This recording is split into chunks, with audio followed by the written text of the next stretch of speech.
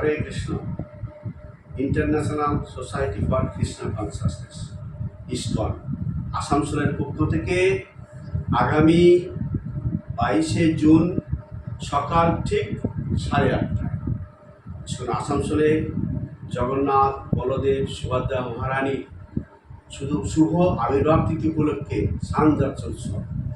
এই স্নানযাত্রায় যে কেউ আপনারা সকলেই আপনার বাড়ি থেকে দুধ, দই, ঘি এসব উপকরণ নিয়ে আসবেন এবং এগুলো দিয়ে আপনারা নিজে হাতে জগন্নাথ বলদেব সুভদ্রা মহারানীকে স্নান করাবার সুযোগ পাবেন।